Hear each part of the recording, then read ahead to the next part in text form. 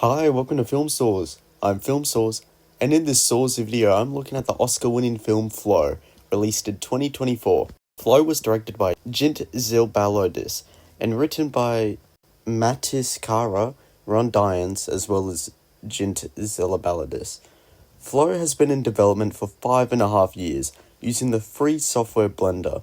Amazing stuff you could do with that software, eh? This amazing animated movie premiered at the Cannes Festival and had immediately captured audience and even all dried up critics. Flow has now won multiple awards and the Golden Globe is now in the Latvian National Museum of Art. Great stuff. Now grab the closest cat to you and give it a good pat while watching FilmSauce Flow. The film now opens up to a lot of logos that I'm going to shoot an educated guess out there and say that is because it is a Latvian, French and Belgian co-production.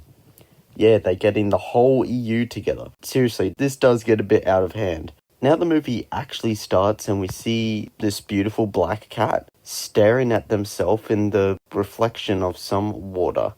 Aw, what an adorable little... Hey, don't wet the damn cat. Anyway, meet the main character, Cat. Yes, the character's name is Cat, but I want to get attached to this animal. So I'm going to call him Mute, because that is the name of the cat voice actor who is owned by the film's sound designer, Gerwal Cole Gallis, whom I know from his work in the film Lucy. Anyway, that rabbit that splashed water all over Mute was just running away from some old yellow and Cujo core dogs. So I can't really blame that rabbit, eh? Mute now walks through this beautiful landscape to his home. And damn, this cat has such a nice home. I can barely afford a shipping container to rent. Mute does some parkour up to his bed, and after making some biscuits and a big yawn, Mute sleeps, leading us to a title card and a transition to Mute peacefully drinking some water. But that piece is broken when the dogs show up to catch some fish, and a fish just flops over to Mute, who just cannot refuse a good fish. So he pounces on the fish with the dogs right there. So they chase Mute, but the dogs have the attention span of your average day child, so they go chase a rabbit. Now, with dialogue being absent from this film, the music really needed to do some heavy lifting, and I say it succeeded in that. The Flow soundtrack was mixed by Mikko Raita, composed by Richard Zaloop, and the writer-director, Jint Zilbalodis. God, I'm so bad at pronouncing these names. But seriously, the music for this film just fits so perfectly for a film surrounding around a cat. Now Mute notices something strange is happening. Birds are now flying away, the water's trembling, and the dogs are now running away from where they chased that rabbit, completely ignoring Mute. And, a herd of deers who almost trampled Mute. That is probably Mute's least of concerns because a flood now completely engulfs him.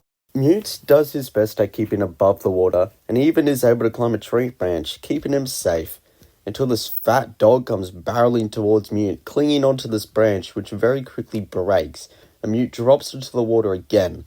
But thankfully, he's able to swim over to elevated land, as well as that dog, which has now been split off from his dog brethren, and decides to follow Mute back to his home. And I can't just be calling this dog, so your name is now John, after John Master Chief. Now Mute goes on for a little nap, and when he wakes up he finds John peeing on a cat statue. Come on, man. Look now, you're flooding the place. Oh, that's just the flood. The flood has now sadly reached its way to Mute's home, and just listen to the sad cat sound. Apparently though, the recording process for Mute's meows was not very easy, because Mute went mute for almost 2 months once she saw the microphone. Average ginger cat activities. But one day when Gerwal was alone with Mute, he successfully recorded all sounds for the film. Here is a clip.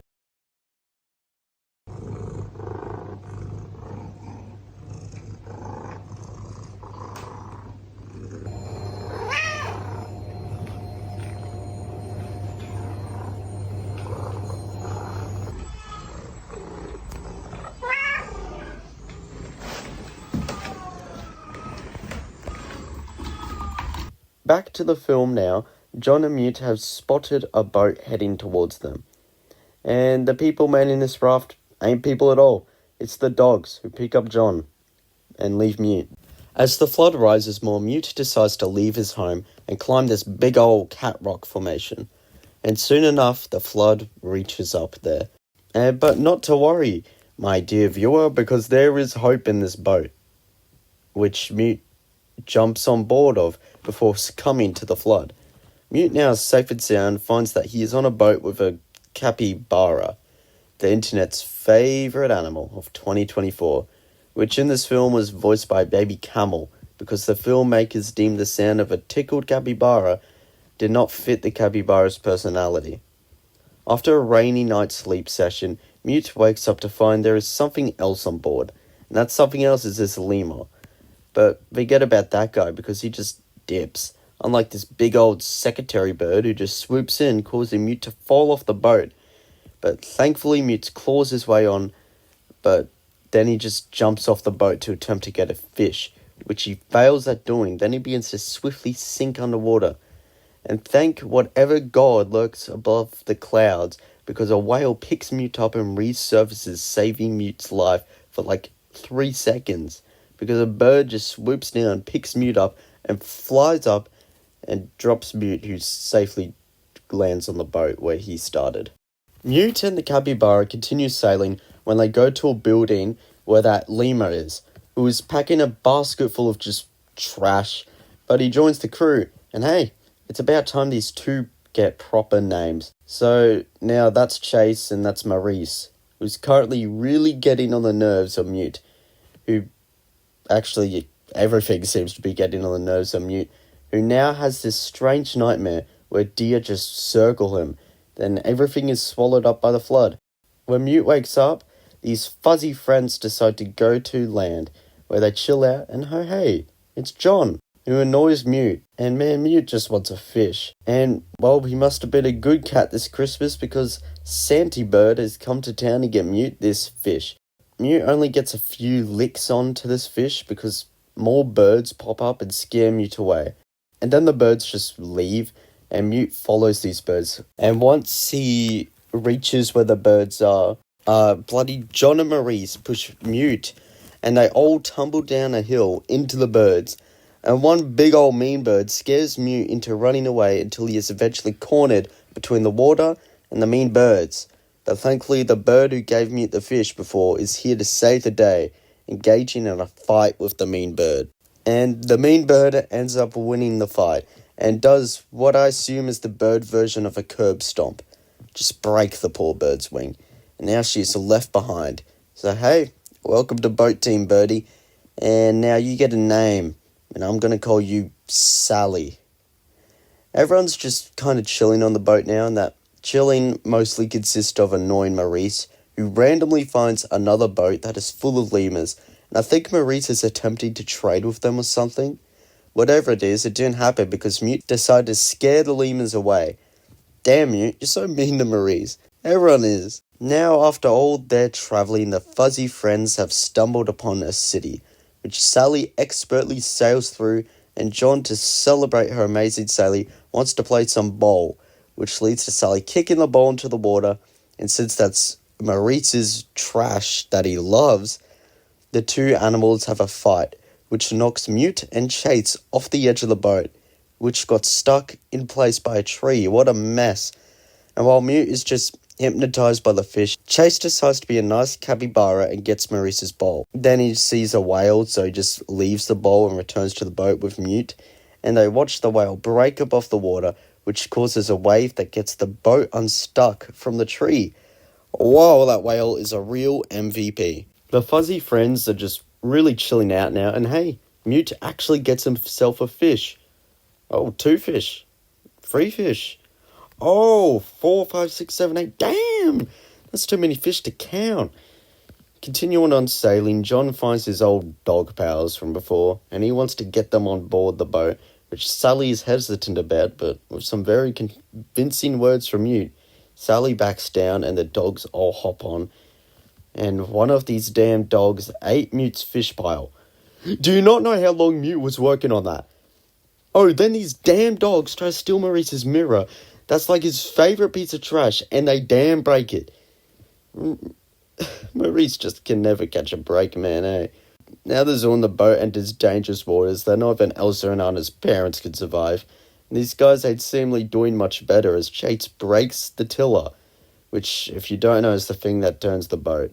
But now Mute, who decided to be on top of the mast during the storm, falls onto the deck and gets knocked out, cutting the scene to black. Mute wakes up, seeing Sally fly away, and once again Mute is knocked off the boat. But instead of returning to the boat, Mute swims over to land, where he climbs some stairs. And more stairs. And then more stairs. And even more stairs. Until he reaches the top where Sally is there. And then just bubbles start coming off the ground, and the two begin to float into this beautiful space of animation. Flow was only animated by about 20 people. This, compared to your average Disney movie where they have 50 to 70, is actually insane, because it has been a while since I've been in awe of a Disney animation like I am in awe of this.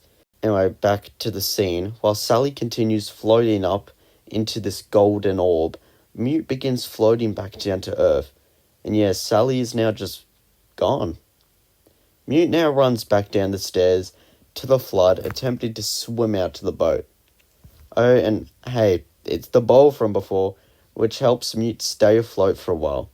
But Mute slowly begins to drift off, until he awakens to the floodwater just disappearing. Once the water is fully gone, Mute goes wandering around, finding a whole group of lemurs surrounding Maurice, who joins Mute on looking for the other fuzzy friends. The two run together, finding the boat with all the dogs, John and Chase in it. And we have a bit of a tense scene where all the animals are trying to get off the boat, which is above a ravine. And when Chase and Mute are on the boat and the dogs are trying to pull the boats to safety via rope, a rabbit appears and all those damn dogs just run away, leaving Maurice and John to save Mute and Chase, who jump off the boat before it falls into the ravine. Thank goodness all my fuzzy friends are alive. But Mute now remembers an old friend. All the fuzzy friends go and visit the whale, who is now beached but alive. So that's cool. But now all the animals have one thing left in the script to do, and that is to look at their reflections. So that was FilmSauce Flow, and hey, it is time to go to the best thing ever, and that's the source points. Here I'll talk about what I liked and disliked about the film. And first, I'll start off with what I liked. Obviously, the animation is amazing, and it feels especially special knowing it was made in Blender. The voice actors for the animals did an amazing job. Seriously, I want the real Mute's autograph. The animals, as characters, are all really fun to watch. Overall, the film is just really charming and playful. Now, onto the negatives, where really there isn't much. I would like to know more about the flood and what really happened to Sally, but I'm guessing I'm one YouTube breakdown away from understanding everything. Anyway, I'll be giving a Flow an 8.8 at the source points. And now that this is over, like and subscribe, and maybe go show your love for a nearby animal, unless it's gonna violently maul you. Yeah, see ya, mates.